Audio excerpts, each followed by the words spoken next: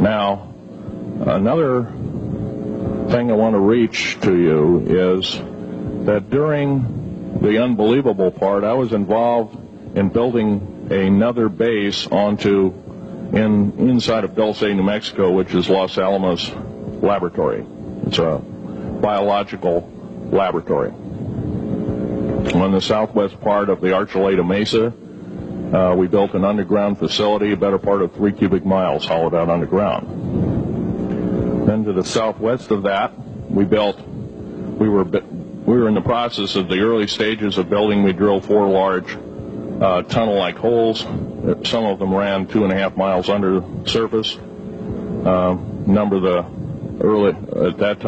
the original wells or drilling machines that were used were at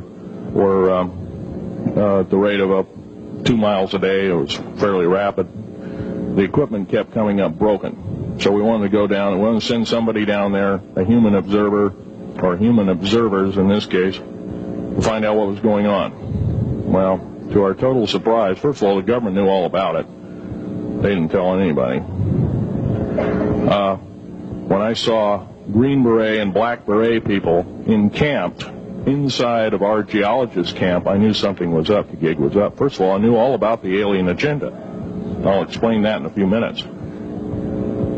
The large alien grays had been encamped there for as best as believed possible about 400 or 500 years. It had been one of their internal bases. And we'd drilled holes right on top of it.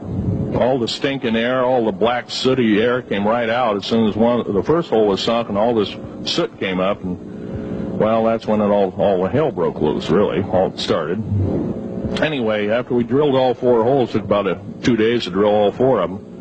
And when you build an underground base, you drill 4 basic holes, and then you build called stopes or cross-member holes across, and then you use blasting equipment, special blasting equipment by the analyzation of the rock formation, and you literally blast out or tunnel out or deflagrate or melt rock out to build the large rooms that are required for this underground base. Well, in this process, I was lowered down the basket of one of these holes, and about from me to this elderly woman here in the front was sitting a 7-foot-tall alien gray. The stench was worse than the worst garbage can you can imagine. The person the entity was absolutely horrible. I didn't waste any time. I reached for my pistol. At that time, as an engineer, I didn't have time to carry all the folderol of one of these big submachine guns that all the sea spray and the yellow fruit and all the outer perimeter and inner perimeter security people carried. I carried a little Walter PPK pistol with a 9-shot clip. This was in late August of 1979. Now, you got a regular suit of clothes, you got a regular clothes on, plus you're in almost like a spacesuit environment, and you're reaching for a gun. It's not the easiest thing to do, and then to pop a clip in it and start shooting. And I killed 2 of them. Yes, they're mortal, and they do die. However, in the process, one of them did this. All I remember is that he just kind of waved his hand in front of his chest, and the next thing I know, this blue beam hit me and just literally opened me up like a fish, and burnt my fingers right off of me. And it was some form of electrical force, because the kind of like being hit by a lightning bolt burned all my toenails off of me. Completely crispy crittered my left foot, burnt the shoe right off of me. All I remember is the smoking remains, and I'm still conscious, but in and out of, I didn't remember much. And there was a Green Beret that was right behind me that risked his life. In fact, he died.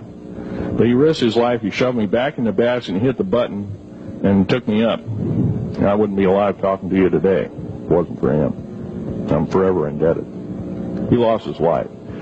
66 Secret Service agents, Green Berets, Black Berets, crack troops lost their lives because the government, our United States government, lied did not tell us anything about the alien threat.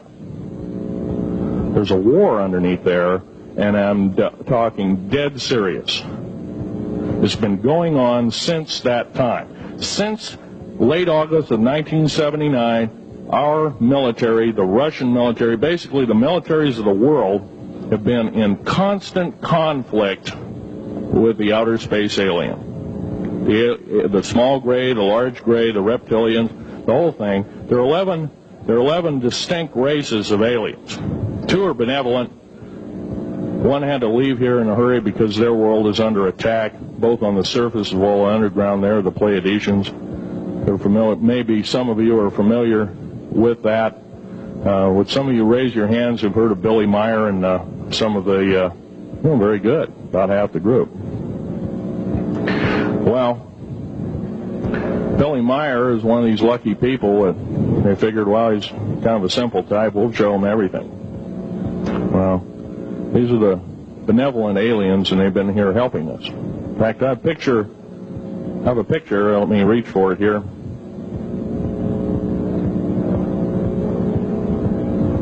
I have a picture of one of the aliens been working for the United States Pentagon for the last 58 years. His name is Valiant Thor. He's right here. There's my father in the background.